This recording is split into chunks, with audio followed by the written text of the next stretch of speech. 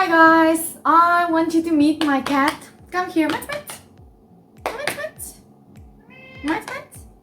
Come here, boy. Mat Mat. Mat Mat. Come here. Okay, so this big black guy is my cat.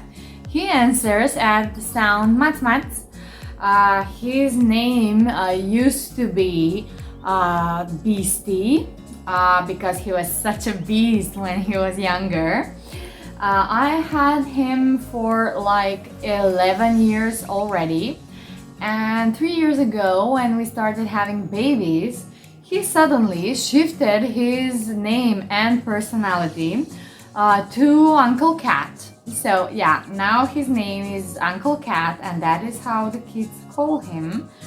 But he's very sweet towards the children, and the transition from living with adults and living with family with kids for a grown-up cat can be a tricky one. So I want to share my detailed experience with it.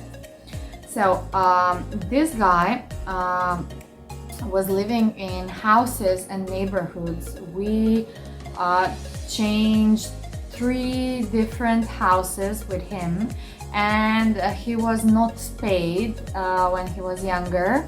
So until he was like 4 years old, he was around and about, fighting with other male cats in the neighborhoods, you know, gone for a few days to mark his territory, to mate with all the females on his territory, and then returning back like every few months, and returning back scratched with bite marks, with lumps where he was bitten. I had took him to the vet twice in a case like that. Once his right arm got like very swollen, and I thought it was broken, but actually the vet said that he took a very serious, very deep bite that became infected. So he was taking the antibiotics for a few days. And the second time he got bitten in the most upper part of his tail, like over here, and again it became a little swollen, so we went to the vet for the second time. But that happened when he was younger.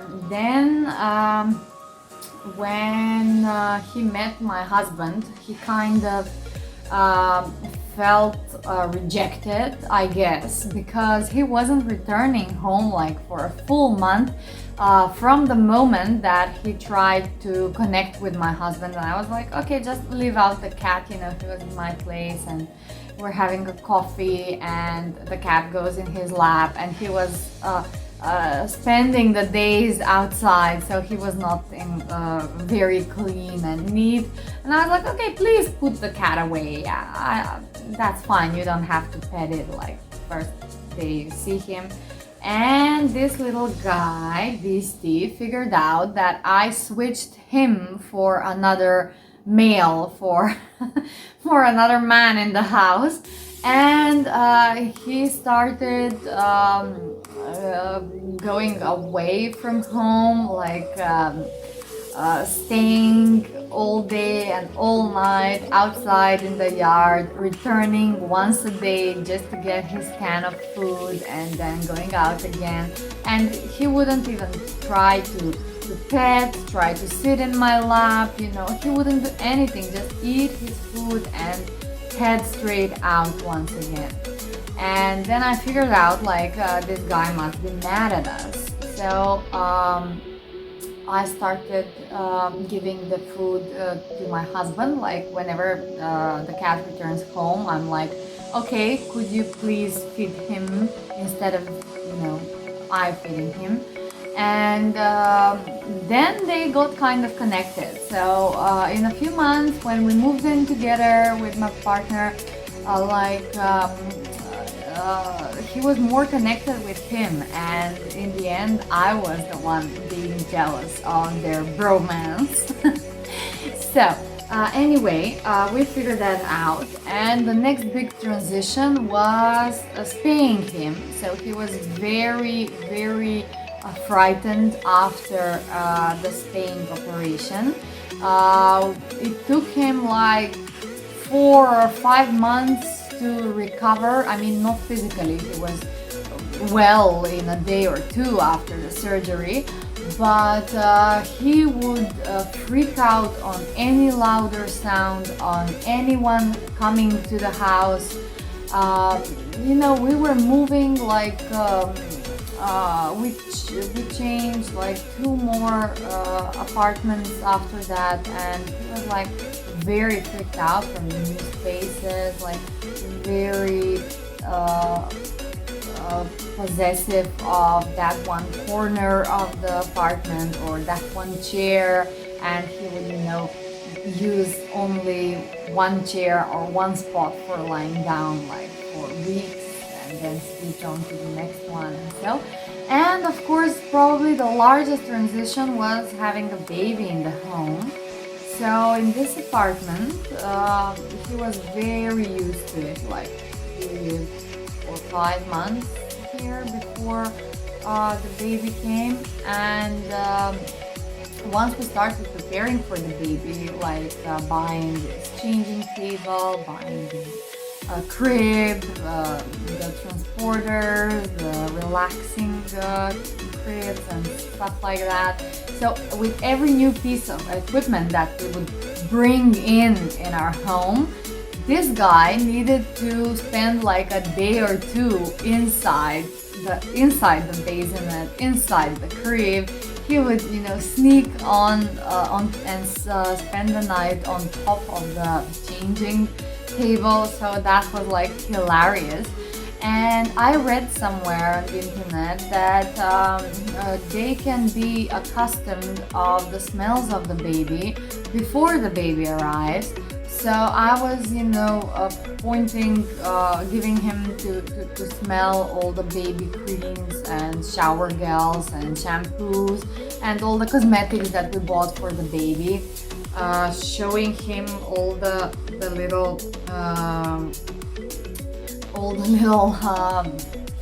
clothes and things, so he would get familiar with it. But it was not enough to get him ready for sharing his space and his humans with this little new creature. So I'm sure that he knew what it was all about, because he started sniffing me when I got pregnant. So I'm pretty sure that he knew what is going to happen. But I also know that it wasn't the same for him. And once the baby was back, he tried very openly to stay next to the baby, but he was kind of frightened, so we didn't let him sleep next to it or let him get in the crib with it, because he was very alert. So he wasn't roaming around checking out the baby in a peaceful manner. He was very excited. And of course we need to protect them both, so we never let him just excitedly roam around the baby. But instead, we were co-sleeping in the beginning, and because he was sleeping in our bed before the baby arrived, once we started co-sleeping, we were co-sleeping with the kid and with the cat. So we would, in this huge, massive king-size bed, we will sleep I'm on one side, and then the baby in his little not a bassinet, but how do you call this, a little pillow with this little textile fence on the side. I don't know what's the name for that.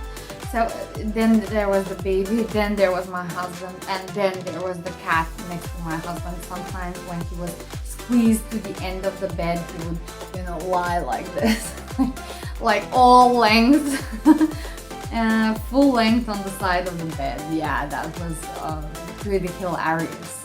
But he was very, very possessive. And then 2 months like that, and then we went on a vacation. So we were out for a week, and I had a friend visiting him like every 2 days to change his sand, to give him food and water. And he realized that we're gone, and something changed. So he didn't sleep on the bed while we were gone. He didn't sleep in the crib while we were gone. You know, like he stopped using these places that he insisted so much. Like, maybe this is just my projection, but it felt like he's trying to, you know, fix things. Like, probably he thought that he was pressuring us too much, you know, like trying to be always on the place of the baby and next to us. So he figured out that we moved because of that. We left him. And once we returned from this week-long vacation, he stopped sleeping with us altogether. So he's now only using the chairs, using the sofas, sleeping on the blankets, pillows, on baby's toys, everywhere around. And the funny thing is that the baby didn't actually notice that we have a cat at home until it was like 3 months old or something. And then when we got the second baby, it didn't mean much for him. Actually, he was already adjusted. I think he got kind of a depression in the last 3 years while he's sharing his living space with our babies, but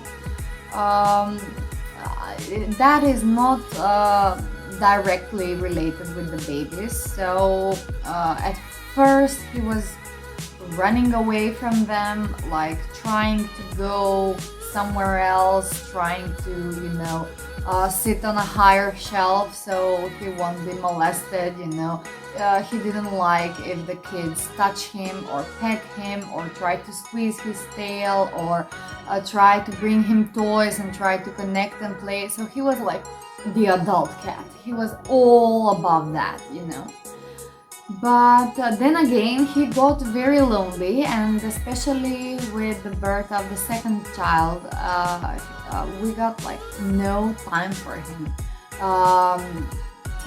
In the last 3 years ago, maybe, I bought him this very nice set of combs, so I would like regularly sit out on the terrace, like comb his fur truly for, I don't know, 5-10 minutes, maybe more. And I would do that like every other day.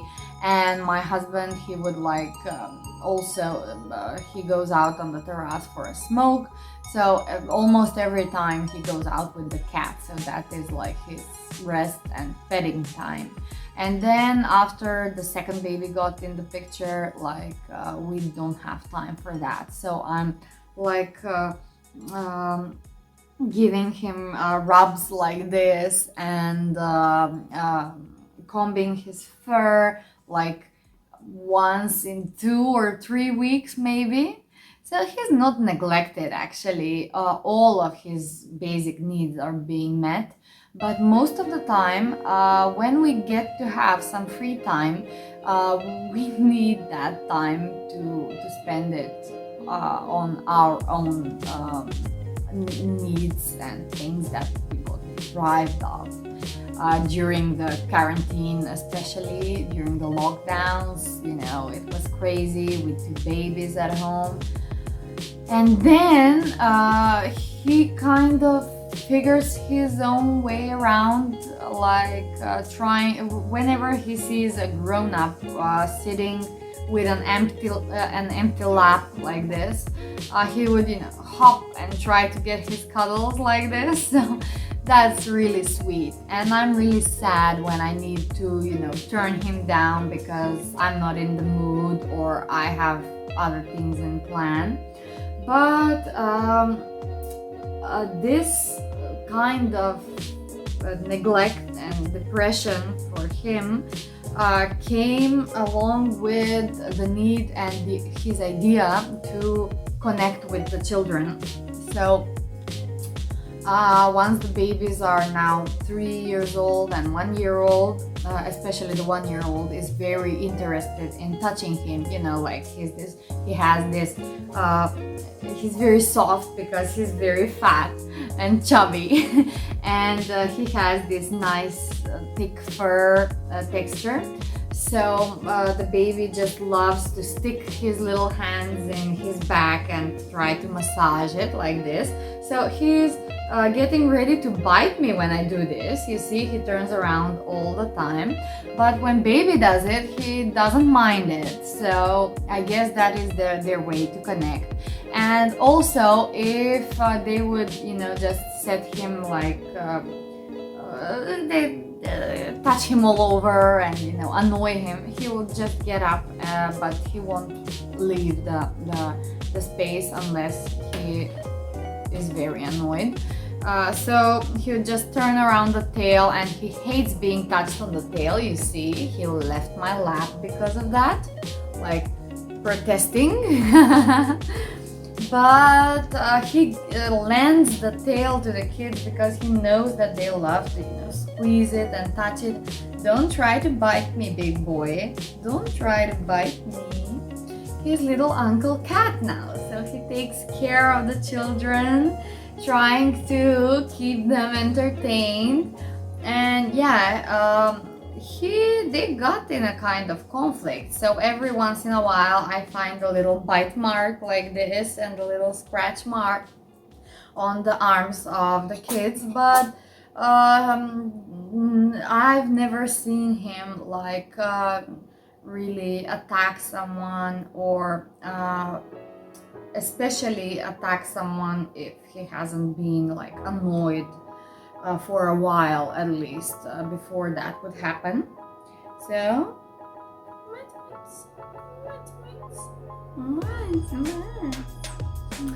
yeah, his routine is quite similar with all cats' routines, I guess. So cats are awake at night, so you know they're night animals. They hang on to the third shift.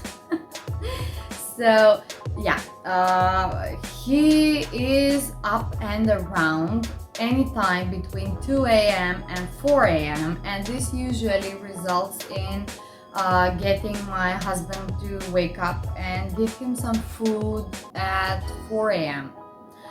After that, he may roam around, throw some toys around. He loves running through the baby's toys if there are some toys left in the living room or in the playroom. So he loves, you know, like running through them, chasing them around the room, making the mess even messier. But once he's out with that, he lays down and he's quiet for most of the morning. So like next time he asks for food, it's like already 10 a.m. or maybe even noon. If we're at home, if we're not at home, he will wait for us until we return, which usually is 4 o'clock, 5 o'clock in the afternoon. And then he's again getting quiet, so running around, drinking some water. We keep his water in the bathroom, in our bathroom, because I read that that cats prefer to drink water from places that are not very near to their food bowl. So they need to have like food on one place in the house and water on another place in the house. And this made a lot of sense, because whenever we kept his food and water next to each other, he would prefer drinking water out of the loo or anywhere where he would find it, like from the flower pots and anywhere, literally. and he would like, you know, sip that water and leave this water, which I tend to have clean and fresh every day. So now we keep like his water bowl in our toilet just below the sink, so we change the water every day. And after his meal he usually runs around for like a minute or two, just to get things going in his tummy, and goes in the loo for drinking some water out of his little black cat bowl. And then he insists on going to tend his needs in the loo.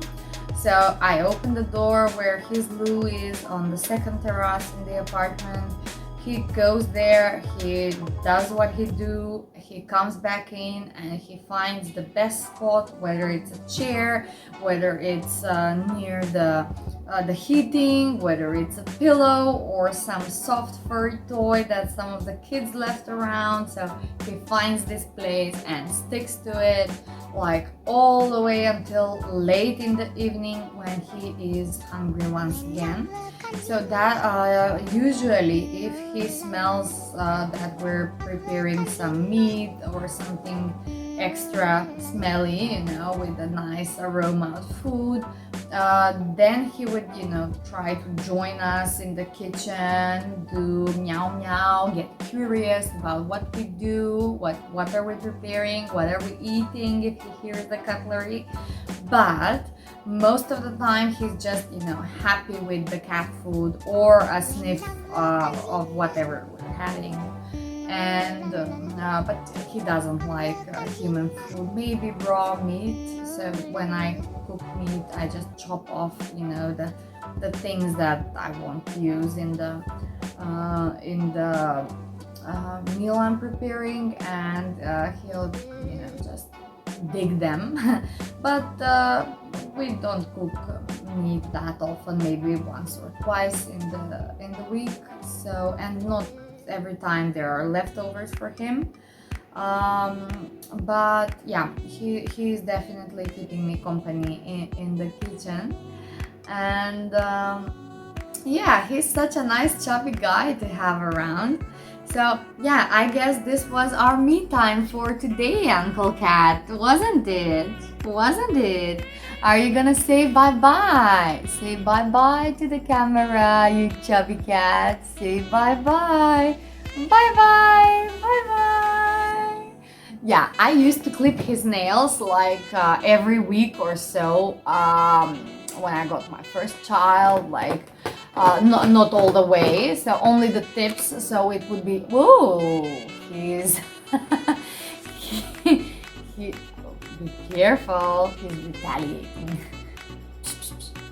And yeah, this was like too much of me time for you, wasn't it? And yeah, so we used to clip his nails, like, but then I dropped it off because it was obviously no fun for me, no fun for him, and no necessity. He wasn't getting anywhere around the baby, so it was just useless. Now I would prefer if he doesn't have like very sharp long nails, but I don't have the time and